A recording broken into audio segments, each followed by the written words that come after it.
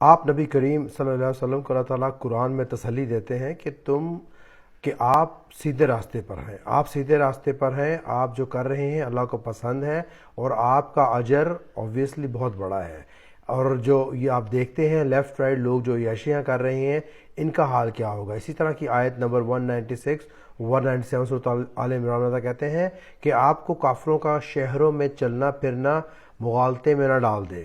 پھر اللہ تعالیٰ کہتے ہیں کہ اگلی آیت میں متاعن قلیل، کہ یہ چند روز کی بہاریں ہیں، یعنی کہ بہت چھوٹا سا سامان ہے، پھر ان کا ٹھکانہ جہنم ہوگا اور بری آرام گاہ ہے۔ اللہ تعالیٰ کہتے ہیں کہ تم اگر دیکھتے ہو کہ کہہ تو آپ صلی اللہ علیہ وسلم کو رہے ہیں، لیکن پیغام ہمیں بھی ہے کہ ہم دیکھتے ہیں کہ ہمارے لیفٹ رائٹ پر ہم دیکھتے ہیں کافر دنیا میں بہت عیاشی کر رہے ہیں۔ ہم دیکھتے ہیں کہ ایلان مسک ہے، یہ بل گیٹس ہے، یہ بڑے بڑے بزنس ٹائکونز ہیں، بلینئر ہیں، 100 ملین کی یاچ ہے، 50 ملین کا جیٹ ہے، 100 ملین کا مینشن ہے، یہ دنیا میں بہت عیاشی کر رہے ہیں۔ تو ہم اکثر سوچتے ہیں کہ اللہ تعالیٰ نے ان کو سب کچھ دے رکھا ہے اور مسلمان بیچارے پس رہے ہیں، مسلمانوں کے پاس کھانے کے لیے نہیں ہے، اور اگر ہے بھی تو بہت